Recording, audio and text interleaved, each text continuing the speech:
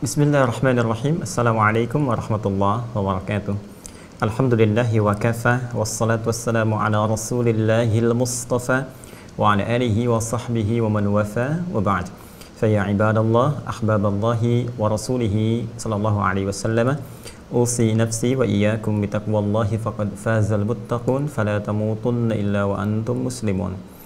Faqala ta'ala ya ayyuhalladzina amanu taqullaha haqqa tuqatih wa la tamutunna illa wa antum muslimun. Saudara-saudariku, semoga seluruhnya senantiasa dimuliakan oleh Allah Subhanahu wa taala. Mengawali jumpa kita di malam Jumat saat ini memasuki tanggal 2 Jumadal Akhirah tahun 1442 Hijrah bertepatan dengan 14 menuju 15 Januari 2021. Kita memohon kepada Allah Subhanahu wa taala semoga malam ini kita semua mendapatkan kemuliaan di sisi Allah Subhanahu wa taala.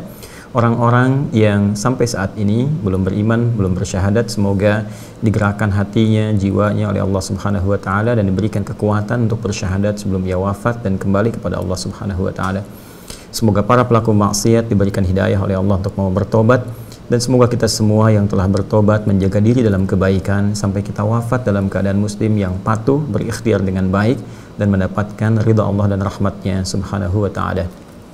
Sebelum kita membuka pertemuan kita pada malam hari ini untuk melanjutkan kajian Aqsa kita, Al-Quran Sunnah Solution, dalam sesi berdiskusi, bertanya jawab dari persoalan-persoalan yang teman-teman sampaikan baik di platform media sosial kami, di Instagram, di IG, ataupun beberapa pertanyaan yang telah masuk. Ada baiknya kita bermohon kebaikan, doa kepada Allah Subhanahu wa ta'ala. Terkhusus dalam suasana duka cita, kita tentunya mengucapkan inna lillahi wa inna ilaihi raji'un, khususnya atas wafatnya pada pagi hari ini pukul 8:38 guru kita tercinta, ulama karismatik, sahabat kita, keluarga kita, yaitu Syekh Ali Jabir. Dan kita semua bermohon kepada Allah Subhanahu wa ta'ala, semoga Allah Subhanahu wa ta'ala karuniakan segala yang terbaik untuk amal soleh yang telah beliau tenun, memberikan cahaya Al-Quran kepada beliau di alam kubur beliau, memuliakan beliau saat kembali kepada Allah Subhanahu wa ta'ala, memberikan mahkota kebaikan dari Al-Quran yang senantiasa beliau ajarkan, dari pahala-pahala yang mengalir dari murid-muridnya, dan mudah-mudahan beliau ditempatkan oleh Allah Subhanahu wa ta'ala dalam rahmat Allah yang tertinggi, berjumpa dengan Rasulullah SAW. Dan puncak dari semua itu, semoga kita pun diberikan kesempatan oleh Allah Subhanahu wa ta'ala untuk dibersamakan kembali dengan beliau dan dengan orang-orang terbaik yang Allah pilih dalam berkehidupan di muka bumi ini.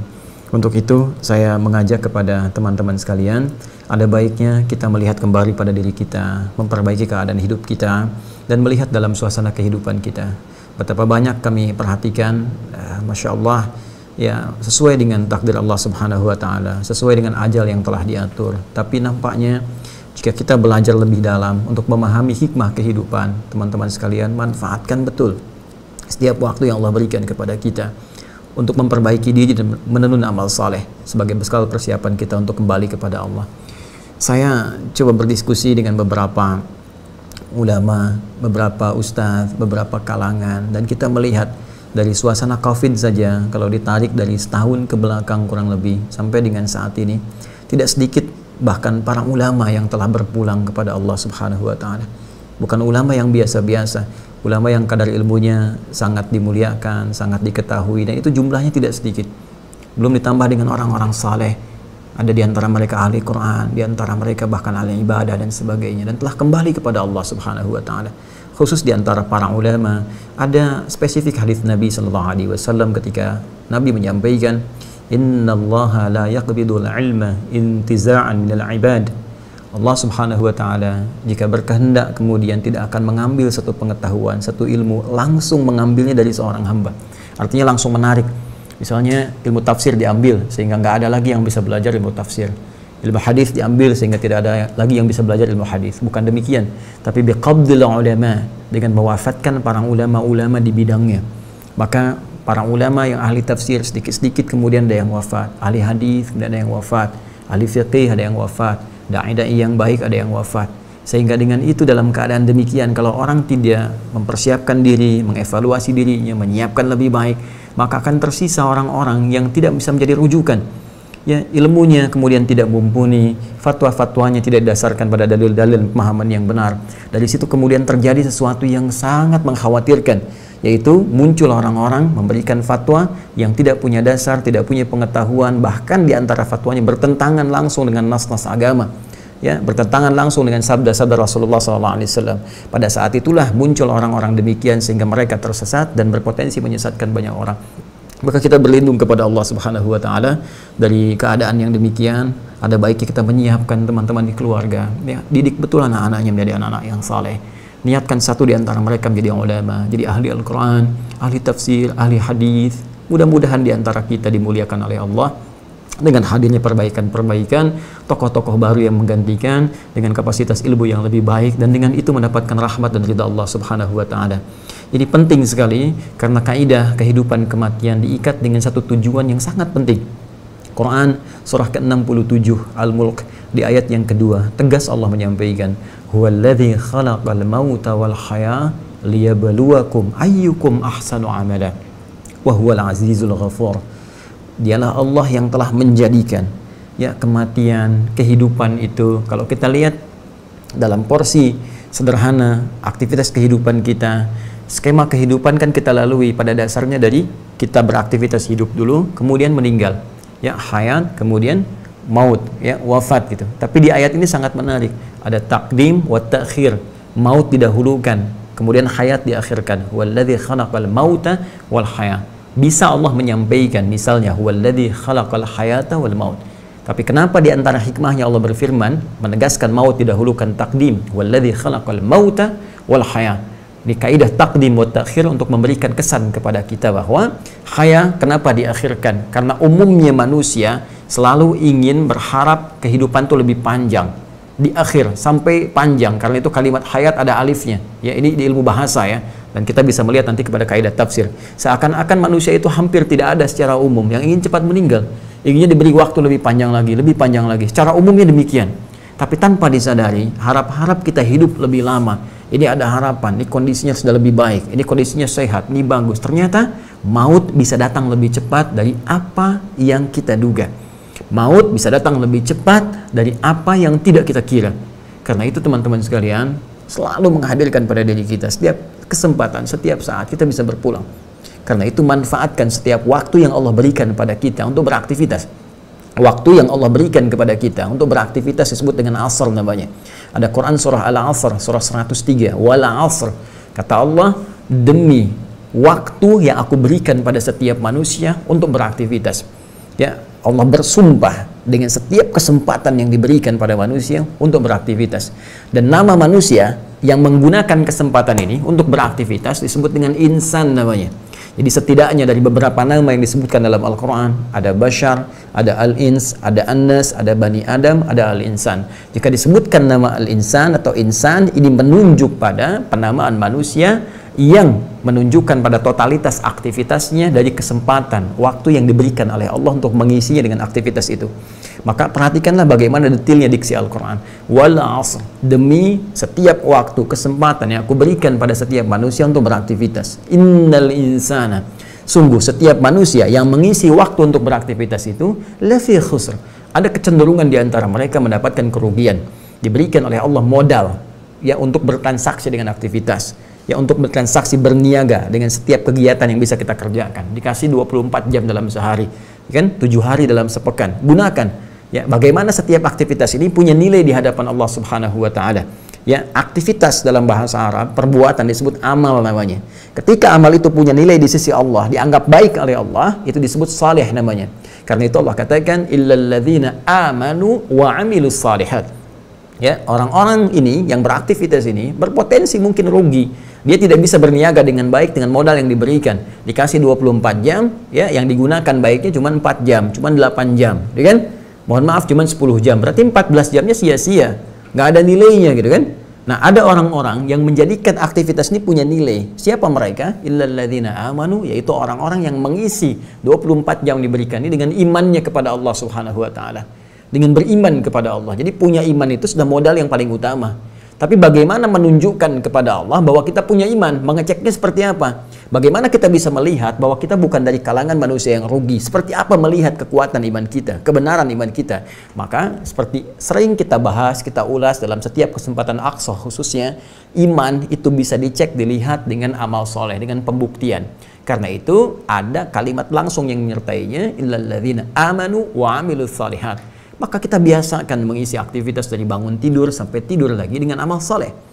Karena itulah Allah berikan petunjuk melalui Rasulullah sallallahu alaihi wasallam, Sayyidina Muhammad sallallahu alaihi wasallam, memberikan petunjuk pada kita bagaimana menata setiap aktivitas dari bangun tidur sampai tidur lagi sehingga dia bisa punya nilai di hadapan Allah, punya amal soleh, menjadi ibadah. Maka disertakanlah bimbingan dalam setiap aktivitas kita. Silahkan Anda cek, semua aktivitas kita itu punya bimbingannya dalam bentuk doa. Doa itu, sekali lagi, sering saya tegaskan, bukan hanya kalimat yang menjadikan secara formalitas aktivitas menjadi ibadah, tapi sekaligus memiliki petunjuk-petunjuk di dalamnya yang mengandung makna, penunjukan, dan bimbingan bagaimana menjalani aktivitas yang akan kita kerjakan.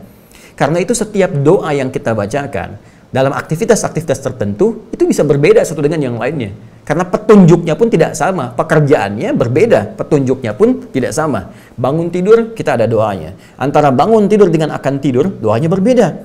Karena bangun tidur memberikan petunjuk kepada kita bagaimana caranya bangun. Ya, dari pembukaannya misalnya di Abu Daud nomor hadis 1367 dari Ibnu Abbas radhiyallahu taala anhuma.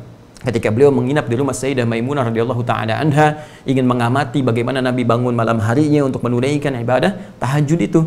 Kata beliau, kana Nabi sallallahu alaihi wasallam bima makna, adalah kebiasaan Nabi sallallahu alaihi wasallam idza staiqadha min naumihi, jika beliau bangkit, bangun dari tidurnya, fajalasa, maka beliau duduk terlebih dahulu, tidak langsung kemudian bangkit atau beraktivitas, duduk dulu, menenangkan dirinya. Kemudian famasaha biyadihi min athari naumi, maka beliau menghapus bekas ngantuknya dengan bagian tangan yang bersih, diduga bersih. Ya, bisa dengan misalnya bagian jemari yang ini atau dengan punggung tangan seperti ini yang diduga bersih, dia hilangkan dulu. Beliau hilangkan bekas kantuknya sehingga ada kesadaran. Ya, baru setelah ada kesadaran itu beliau bacakan kemudian faqara khawatimah surah Ali Imran, membacakan ayat-ayat terakhir yaitu 11 ya ayat 190 sampai ayat 200 surah Ali Imran, kemudian membaca doa bangun tidur itu. Nah, ini petunjuk lagi. Ya, itu yang ada di Al-Bukhari nomor hadis 181 itu, ya, dari Mu'adz bin Jabal dan Jundub bin Junadah radhiyallahu taala anhuma. Mereka menyampaikan ketika Nabi bangun dari tidur, maka Nabi membaca alhamdulillahilladzi ahyana ba'dama amatana wa ilaihin nusyur. Dan ini petunjuk. Bukan cuma bacaan yang menjadikan bangun tidur itu menjadi amal soleh, jadi ibadah, jadi punya nilai di hadapan Allah Subhanahu wa taala, tapi diberikan bimbingan sekaligus bagaimana cara menyikapi bangun itu. Maka kita katakan, segala puji bagimu ya Allah, aku bersyukur diberikan kesempatan untuk hidup kembali, menjalani kehidupan di hari ini, walaupun engkau bisa mewafatkan aku saat tidur tadi. Ya, tapi engkau berikan kesempatan kepada aku, alhamdulillah ya Allah, wa ilaihin nusyur, dan aku berjanji ya Allah di hari ini akan mencari bekal yang lebih baik dibandingkan hari sebelumnya sebagai persiapan untuk kembali kepadamu. Karena nusyur itu nasyara, diantara maknanya menyebar untuk kembali lagi. Nah, kita bangun tidur, kita berjanji kepada Allah hari ini akan menyebar, beraktivitas. Karena mungkin Anda tidak di satu tempat beraktivitasnya. Boleh jadi di rumah, keluar rumah, tempat berbeda, ke kantor, tempat olahraga, dari macam-macam, setiap tempat. Tapi kita bertekad kepada Allah, setiap tempat yang akan kita pijak di hari itu, kita niatkan ibadah kepada Allah Subhanahu wa taala. Bangunnya ibadah, tahajudnya ibadah, subuhnya ibadah, sepedaannya habis itu ibadah, persiapan mandinya ibadah, ke kantornya ibadah. Itu niat kita. Sehingga di setiap titik saat kita beraktivitas, sedang kita beribadah sekalipun diwafatkan oleh Allah Subhanahu wa taala. Sepedaan, kita niatkan beribadah supaya sehat, dengan sehat kita ibadahnya kuat, sholatnya kuat, bisa puasa kuat dan sebagainya, baca Quran kuat. Kemudian wafat misalnya, saat menyimpan sepeda, kita duduk, kita meninggal, dan meninggal dalam keadaan ibadah karena kita niatkan tadi. Itu janji kita. Maka saya bertanya, dari satu ini saja teman-teman, berapa banyak pekerjaan kita yang punya nilai ibadah? Ya, dalam Islam itu luar biasa, komplit gitu.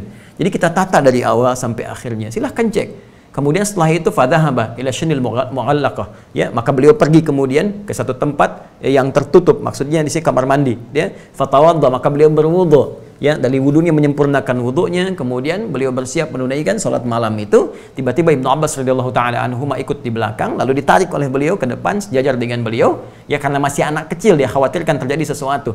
Nah ini diantaranya menjadikan salah satu dalil diantara para ulama memandang bahwa boleh kalau seorang kemudian sholat berjamaah dengan satu orang lagi, ada dua orang, boleh imamnya dengan makmum berada dalam satu garis yang sejajar. Jadi misalnya ini imam sebelah kiri, makmum sebelah kanan, bisa sejajar seperti ini. Nah ini dalil yang digunakan ya di Abu Daud hadis 1367 riwayat Ibnu Abbas radhiyallahu taala anhuma. Tapi hati-hati, belum selesai hadisnya. Kemudian Nabi pun sholat kemudian 2 rakaat khafifatain sebagai pembuka, lalu sholat 2 rakaat lagi, sholat 2 rakaat lagi, sholat 2 rakaat lagi, sholat 2 rakaat lagi, 2 rakaat lagi sampai 1 rakaat.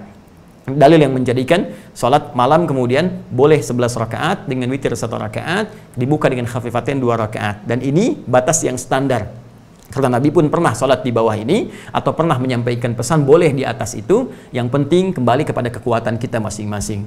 Nah teman-teman sekalian, setelah peristiwa itu ada sahabat yang sholat malamnya atau bahkan di tarawihnya sampai dengan 23 rakaat, kan? Ada yang lebih daripada itu, kembali ke masing-masing. Tapi poinnya, bagaimana kita mengisi kehidupan kita menjadi amal soleh sampai saat titik kita wafat. Dan yang paling menarik ketika ada seseorang wafat dan dia orang soleh misalnya, ya, ataupun bahkan orang beriman, biasa kita lihat apa yang kemudian Allah pesankan langsung kembali ke Al-Mulk tadi ayat yang kedua. Walladzi khalaqal mauta wal haya, dialah yang menciptakan, Allah Subhanahu wa taala, kematian didahulukan tadi, wal haya dan kehidupan, liyabluwakum, untuk menguji Anda yang masih hidup, yang belum meninggal. Kita sekarang, ya. Sayyidina Ali Jabir mendahului kita. Ya, Allah yarham. Ada beberapa ulama-ulama yang saleh, habaib dan sebagainya, para kiai mendahului kita. Bahkan ada yang menyampaikan kepada saya, Masya Allah, Allahu Akbar, semoga Allah muliakan para guru-guru kita, itu sampai berjumlah luar biasa lah. Ya, saya tidak berani mengatakan karena saya tidak punya data langsung, tapi disampaikan kepada saya jumlahnya bukan puluhan, tapi bahkan ada keratusan gitu teman-teman sekalian. Ini sangat luar biasa pelajaran kepada kita semua. Ya, liyabluwakum ayyukum ahsanu amala, untuk menguji Anda yang masih hidup ini, untuk melihat mereka. Ya, siapa di antara Anda itu yang bisa belajar dari mereka untuk meningkatkan amalnya? Coba lihat. Syekh Ali Jabir mewariskan apa kepada kita semua? Kecintaannya kepada Al-Quran, sedekah subuhnya, kan? Kemudian ta'lim-ta'limnya yang mengarahkan pada kesejukan, kebaikan, persatuan, dan sebagainya. Itu yang kita ambil. Kemudian kita hidupkan dalam praktek kehidupan kita. Dan guru-guru kita yang lain, kiai-kiai kita, habaib dan sebagainya, ya, yang telah mendahului kita, kita lihat apa keteladanan mereka yang bisa kita tiru, kita terapkan dalam kehidupan. Karena setiap Allah menetapkan satu kejadian sesuai dengan ajal, sesuai dengan takdir wafat, bukan hanya sekedar kita melihat, ya, mengalirkan air mata, berdoa dan selesai. Tidak, dampaknya kepada kita apa? Ya, dan Masya Allah, orang-orang baik itu, Masya Allah, lahir ke muka bumi, ya, dengan tertawa, orang sekitarannya, anaknya menangis, kan? Anaknya menangis setelah lahir, orang sekitarannya tertawa, menyambut gembira. Tapi sebaliknya, ketika dia berpeluang, ya, ketika dia pulang kembali kepada Allah, dia yang tersenyum bahagia, dan orang-orang sekitarnya mengiringi dengan tangisan. Tapi tangisan itu bukan sekedar air mata yang keluar, tapi komitmen pada diri kita untuk memperbaiki diri kita, sehingga lebih baik ketika pulang terinspirasi dari orang-orang terbaik yang pernah kembali kepada Allah Subhanahu wa taala. Itu poin yang ingin kita hadirkan membuka pertemuan kita di malam hari ini. Jadi kita saling mendoakan untuk seluruhnya tanpa kecuali, saling melihat kepada keluarga besar kita, tetangga kita, kerabat kita, sahabat kita. Demi Allah saya katakan, hari ini saya kehilangan 2 orang yang sangat saya sayangi, ya kan? Sangat saya sayangi. Ada luar biasa jemaah soleh juga, Pak Haji Abdul Basit, itu sahabat kami. Sejak saya kembali dari Indonesia, beliau yang ngantar-ngantar itu kan, Masya Allah, itu ya, dijemput berdakwah kemana, dan sangat sayang kepada kami. Diperlihatkan kalau sakit, beliau coba berikan yang terbaik, hadir walaupun kita beda tempat tinggal. Dan saya dalam keadaan sedang di luar kota, ya, setelah subuh saya terima WA, saya langsung kembali, dan Alhamdulillah berikan kesempatan untuk menyolatkan. Di perjalanan pun Masya Allah dapat kabar lagi, ya, Syekh Ali Jabir yang kita sayangi, kita cintai, dan kami mencintai, ya, karena Allah Subhanahu wa taala. Bahkan bertemu di ruangan ini yang teman-teman saat ini melihat kita sedang ta'lim, ya, saling berbagi, saling bertukar pikiran, dan saling mencintai karena Allah Subhanahu wa taala. Dan kami hanya bisa mendoakan pada kesempatan kali ini dan mengantarkan tentunya dalam kebaikan. Dan kita memohon kepada Allah Subhanahu wa taala sekali lagi, semoga untuk beliau diberikan makam yang terbaik si Allah Subhanahu wa taala, dan untuk kita semua pada saat ini diberikan oleh Allah kekuatan untuk memperbaiki diri, sehingga dengan itu memberikan sibghah aura kebaikan bagi kehidupan kita bermasyarakat, berbangsa dengan lebih luas lagi. Saya kira itu pembuka kita, teman-teman sekalian.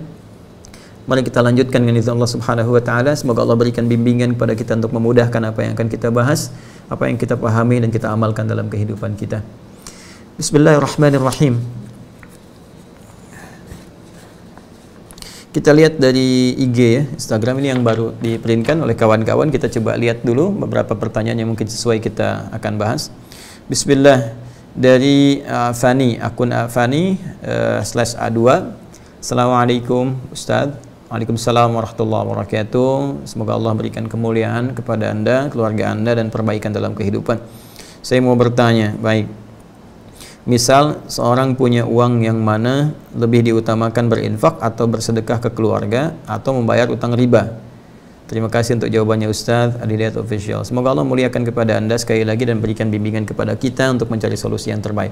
Pertanyaan singkatnya, kalau kita punya uang, rizki yang Allah titipkan kepada kita, mana yang didahulukan, membayar utang ya dari hasil riba atau kita bersedekah ya atau berinfak ke keluarga? Teman-teman, ini sudah masuk fikih aulawiyah. Aulawiyah itu yang paling prioritas ya di antara 2 atau 3 hal atau bahkan lebih yang ada di hadapan kita. Jadi program-program kehidupan ini apa, yang paling prioritas yang mana, itu masuk dalam fikih aulawiyah.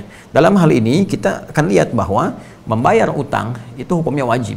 Ingat ya, membayar utang hukumnya wajib. Ingat, jangan enak minjamnya saja, begitu sudah mau bayar nggak ingat gitu kan. Ini persoalan.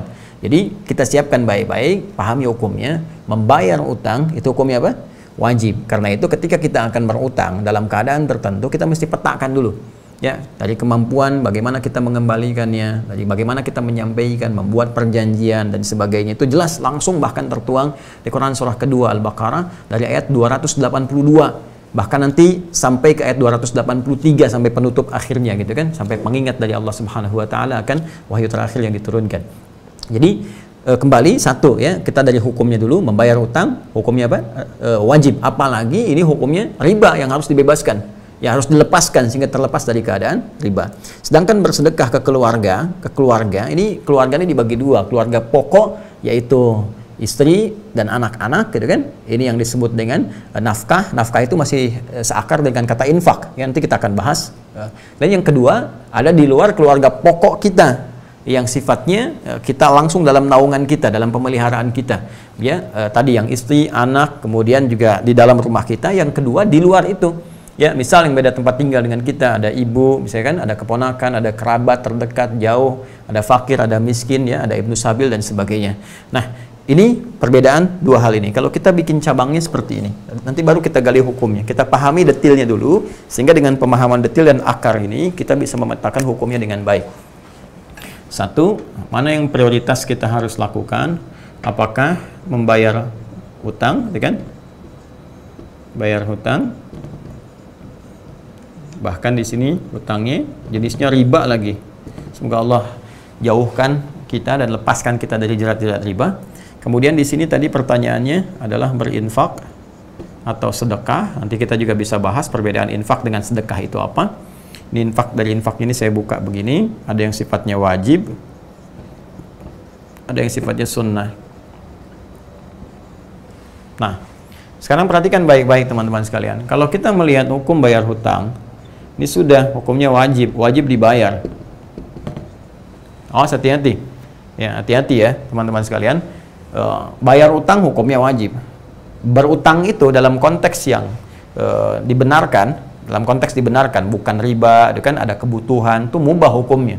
Bahkan kalau ada terkait dengan sifat-sifat kebaikan, hajat hidup dan sebagainya, itu bisa naik kadarnya dari wajib ke sunnah gitu kan, bahkan mohon maaf, dari mubah ke sunnah bahkan ke wajib dalam konteks-konteks tertentu yang memang berkaitan dengan hajat kehidupan ya, untuk melindungi jiwa atau nyawa. Tapi ingat, untuk membayar nggak ada turunan, dasar hukumnya wajib untuk mengembalikannya. Jadi kita temukan dulu, bayar hutang hukumnya wajib, apalagi melepaskan diri dari riba. Yang riba ini sangat dilarang oleh Allah Subhanahu wa taala dengan redaksi yang sangat tegas. Maka kewajibannya jadi meningkat, kan? Kewajibannya jadi meningkat. Sedangkan infak ya, dengan sedekah. Sedekah ini nama umum. Saya tuliskan dulu begini, sedekah. Ya, jamaknya sedaqat. Nah, ini. Ya, sedekah, sedaqat. Dari akar kata infinitif kata kerja yang pertamanya dari kata sedekah, sesuatu yang benar. Sedekah membenarkan, tasdiq pembenaran, siddiq orang yang punya sifat senantiasa membenarkan pada kebaikan. Ya, sedekah ini segala jenis kebaikan yang membenarkan keadaan iman kita. Sehingga dalam fikih disebut kullu ma'rufin sedekah. Semua jenis kebaikan itu yang didasarkan pada nilai iman untuk membenarkan keadaan iman kita itu disebut dengan sedekah. Jelas ya? Karena seseorang kalau telah beriman, maka imannya perlu dibuktikan. Apa pembuktian dari iman itu? Perbuatan baik. Karena orang yang punya iman, nanti imannya akan memancarkan cahaya kebaikan pada seluruh elemen tubuhnya. Jadi ketika iman masuk ke dalam mata cahayanya, maka mata akan dibimbing untuk melihat segala yang baik. Iman masuk ke dalam telinga, maka telinga akan dibimbing untuk mendengar yang baik-baik. Demikian ke lisan, ke tangan, sampai ke ujung kaki. Nah, ketika semua ini berbuat dalam bimbingan iman tadi yang membenarkan ada iman dalam diri kita, dibenarkan oleh perilakunya, maka pembenaran perilaku terhadap keadaan iman itu disebut dengan sedekah namanya. Ya, perbuatannya sifatnya disebut dengan sedekah. Jadi kenapa disebut dengan sedekah? Karena terjadi perbuatan-perbuatan baik yang membenarkan keadaan imannya. Karena itu dalam kaidah fikih disebutkan kullu ma'rufin sedekah. Setiap jenis kebaikan yang bersumber dari iman seseorang itu disebut dengan sedekah. Jika perbuatannya bukan cuma 1, 2, 3, 4, 5 banyak, maka dijamakkan jadi sedekah. Ya, di sedekah ini nama umum. Salat itu masuk sedekah karena perbuatan baik membenarkan iman kita. Karena salat dibuka dengan kalimat iman, alladzina yu'minuna bil ghaib wa yuqimunas shalah. Zakat sedekah, ya, sedekah. Kenapa? Karena dengan berzakat membenarkan perintah iman yang disampaikan oleh Allah kepada kita. Wa aqimus shalah wa atuz zakah, dirikan salat, tunaikan zakat. Ketika berzakat itu sedekah. Makanya perintahnya kata Allah, khudz min amwalihim sadaqah. Ambil dari harta mereka yang telah masuk nisabnya, masuk haulnya, ambil dari harta mereka sedekah untuk zakat. Di zakat dinamakan dengan sedekah langsung dalam Al-Qur'an. Ya, tutahhiruhum wa tuzakkihim biha. Bahkan ketika dikeluarkan, yang nerima kan 8 golongan. Jadi ketika kita punya harta diberikan, makin banyak yang nerima, sedekahnya dijamakkan jadi sedekah. Buka Quran surah 9 At-Taubah di ayat ke-60. Innamas shadaqatu. Sungguh zakat itu, kenapa kok perbuatannya zakat tapi dinamakan pembagian dengan sedekah? Karena dia membenarkan keadaan iman dan mengandung nilai-nilai kebaikan yang banyak bagi beberapa kalangan, yaitu 8 golongan utama. Innamas shadaqatu lil fuqara wal masakin wal 'amilina 'alaiha wal mu'allafati qulubuhum wa fir riqab wal gharimin wa fi sabilillah wa ibnis sabil. 8 golongan. Ya, karena banyak maka disebut dengan apa? Sedekah. Termasuk infak pun ini bagian dari sedekah. Jadi sedekah itu nama umum. Ya, sedekah nama apa? Nama umum. Pemberian materi dari segi materi sifatnya, ya. Materi, bukan ide, bukan apa. Jadi nggak ada infak ide. Ya, ya, semacam singkatan infak itu disingkat dengan nafkah, dari nafkah. Ini kan dari anfaqa yunfiqu. Ya, orang kita menyikat dengan nafkah. Ya, nafkah itu dari kata infak asalnya. Ya, nafkah. Nah, nafkah itu pemberian, teman-teman sekalian. Itu suka ada yang mengatakan kan ini ya, nafkah batin, nafkah zahir. Sebenarnya kalau dalam istilah kita ambil ke hukum syariat, nafkah batin itu nggak ada karena sifatnya bukan pemberian materi gitu kan. Jadi ada nafkah zahir, nafkah hal-hal materi yang diberikan. Nah, dalam konteks infak ini dia dibagi dua karena pertanyaan Anda tadi jenis sedekahnya infak. Pertama adalah infak wajib yang diberikan kepada anggota keluarga pokok yang dalam naungan, ya. Baik naungan tanggung jawab dia dalam keseharian, untuk makannya, untuk kehidupannya, sandangnya, pangannya, papannya, dan sebagainya. Ini disebutkan di Quran, surah keempat An-Nisa, ya, di ayat ke-34, di mushaf standar paling kiri sebelah atas. Ya, Allah berfirman, "Ar-rijalu qawwamuna 'alan nisa bima faddalallahu ba'dahum 'ala ba'din wa bima anfaqu min amwalihim." Itu ayatnya. Ya, para lelaki, para suami diberikan oleh Allah Subhanahu wa taala kelebihan terhadap istrinya dalam bagian tertentu. Nanti istri pun diberikan oleh Allah pada bagian yang lain untuk saling melengkapi. Nah, ada beberapa bagian yang memang perangkatnya didesain untuk laki-laki saja. Nah, jadi jangan diambil oleh perempuan, ini bisa tertukar berbahaya nantinya. Pun demikian ada nanti kelebihan diberikan pada perempuan yang laki-laki nggak bisa memegang itu. Ya, apa di antara perangkat yang diberikan kepada laki-laki? Kata Allah, jiwa kepemimpinan untuk memimpin dalam kehidupan rumah tangga. Maka nanti ada kewibawaannya, mungkin sifat tegasnya dan sebagainya dimiliki laki-laki. Nah, jadi jangan diambil peran itu. Nah, jadi jangan sampai ada istilah misalnya istri pemberani dan para suami takut istri misalnya. Itu tidak dibenarkan dalam keadaan demikian. Sehingga jangan sampai terjadi lagi ada kisah, walaupun mungkin kisah ini hanya canda-canda saja, tapi nampaknya tidak tepat untuk dijadikan proses dalam beraktivitas dalam berkehidupan berkeluarga. Ya, siapa di tempat ini yang takut sama istrinya? ambil sebelah kanan, kata Pak RT. Yang tidak takut, ambil sebelah kiri. Maka semua ke kanan. Ya, semua ke kanan. Cuman satu orang yang ke kiri, gitu kan? RT-nya bingung, karena RT pun takut juga sama istrinya. Dia di kanan gitu kan. Dia tanya sama orang ini, kamu berani sama istri kamu? Karena di tempat itu terkenal hampir semua takut sama istri. Kata dia, kenapa kamu ke kanan? Kamu berani? Nggak takut sama istri? Ah, saya nggak tahu Pak, saya cuma disuruh istri saya ke kiri. Jadi ini menunjukkan bahwa ada bagian yang sama. Nah, ini tidak dibenarkan. Yang ada adalah berpartner bersama-sama dalam kebaikan. Ya, nah ini menata dalam kehidupan rumah tangga, suami jadi nakhada, tapi juga tidak bisa otoriter. Ya, ada bagian-bagian tertentu berdiskusi, mengambil pendapat bersama-sama dan memutuskan dan menjadi juru bicara dalam keluarga pada suaminya.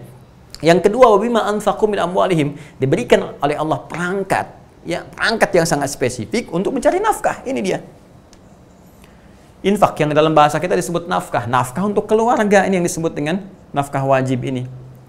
Ya, keluarga. Nanti diberikan perangkatnya pada setiap suami laki-laki. Bedanya apa nanti dengan perempuan yang bekerja misalnya? Nah, laki-laki ini sifatnya mengikat, wajib dia. Ya, diberikan perangkat oleh Allah sepanjang punya kemampuan, kan, kemudian fisik baik, tidak ada kendala, nggak ada uzur yang lain, dia beraktivitas. Dan setiap dia bekerja, tetes keringatnya, Allah berikan dia rizki. Rizki ini berapapun yang dia dapatkan akan dicukupkan untuk jumlah keluarganya. Bisa keluarganya ada 5 bahkan, walaupun dapatnya cuma 500.000 misalnya, ya, per bulan, ini Allah cukupkan. Bahkan dikirim tidak di sisi yang lain kalau dia beramal soleh dengan baik. Mungkin kesan kita dikirim oleh tetangga, atau ada yang lainnya, atau ada traktir, atau ada bonus. Ini bagian dari yang Allah berikan, dari ikhtiar yang dikerjakan. Ini cukup untuk 5 orang ini. Ya, beda dengan kasusnya kalau istri bisa yang bekerja. Hati-hati ya, hati-hati nih. Istri sepanjang ada kebutuhan, kewajiban yang melekat pada dia di rumah tangganya, maka kewajiban didahulukan. Dan suami yang bekerja. Tidak diperkenankan dia bekerja di luar yang mengabaikan tugas utama kewajibannya di rumah. Memberikan ASI kepada anak itu bagian dari kewajiban istri. Kan menyiapkan kebutuhan-kebutuhan suami yang sangat penting untuk kewajiban dia, itu juga bagian dari kewajiban istri. Jadi jangan sampai dia bekerja keluar, ini diabaikan. Sehingga terjadilah kekacauan dalam rumah tangganya. Anda itu kan nyari rezeki di luar untuk memperbaiki rezeki di dalam. Untuk apa Anda nyari harta banyak-banyak di luar kalau yang di rumah aja rusak? Nggak ada perhatian, nggak ada kasih sayang, nggak ada perhatian dan sebagainya. Ya, karena itu teman-teman sekalian, ini yang wajib nanti yang dikerjakan oleh laki-laki. Ya, maka kalau dia mendapatkan kemudian harta dari hasil kerja kerasnya, contoh dia bekerja seperti tadi, dapat misalnya 5 juta, taruhlah ya, dalam per bulan. Maka apa yang harus dia lakukan? Dia cukupkan dulu kemudian untuk memberikan nafkah wajib bagi keluarganya. Ini poinnya teman-teman sekalian, yang ingin saya sampaikan. Jelas ya? Nah, ini poinnya. Jadi, berikan dulu kebutuhannya ke sini. Cukupkan. Untuk kebutuhan ini apa? Kebutuhan ini seperti apa dan sebagainya. Taruhlah yang terpakai misalnya ada 3 juta rupiah, kan? Nah, maka ada lebihnya 2 juta. 2 juta ini dihadapkanlah kemudian pada satu keadaan. Keadaan ada kewajiban nih hukumnya untuk membayar utang ini. Lalu ada keinginan untuk berinfak. Nah, pada aspek yang ini, yang sunnah. Mana di antara yang sunnah ini? Misal, ada di Quran surah kedua Al-Baqarah, yang spesifik deh. Di ayat yang 215. Untuk yang ini ya. Ini paling kanan sebelah bawah, ya kan? Yas'alunaka madza yunfiqun. Mereka banyak bertanya kepadamu Muhammad sallallahu alaihi wasallam tentang apa dan siapa dalam konteks berinfak. Apa yang harus diinfakkan kepada siapa kalau kita punya untuk infak itu dalam konteks infak yang sunnah. Qul ma anfaqtu min khair. Katakan kalau kalian mau infak, pertama yang diinfakkan itu mesti dari yang baik-baik. Ya, cara didapatkannya mesti baik. Hati-hati, jangan sampai hasil korupsi dipakai infak. Hati-hati nih. Wah, supaya dosanya nggak banyak-banyak, korupsi 10 juta, 5 juta, bagi deh infak ke madrasah misalnya kan, supaya ngurangin dosa, itu nggak bisa, nggak tepat. Tetap Allah baik dan hanya menerima yang baik-baik saja. Innallaha thayyibun la yaqbalu illa thayyiba. Itu kaidah dasarnya dari Nabi SAW. Allah adalah maha baik dan tidak menerima kecuali dari yang baik-baik. Hati-hati ya, termasuk nih yang potong-potong video tanpa izin misalnya dan sebagainya, bikin sesuatu supaya banyak, terus dapat penghasilan, itu nggak baik. Ya, itu nggak baik, karena ada bagian-bagian tertentu yang harus dipenuhi dalam unsur kehidupan. Nah, kalau sudah dapat dengan cara yang halal, yang baik pun, maka cari yang terbaik untuk infak. Misalnya kita punya anggaran 10.000, gitu kan?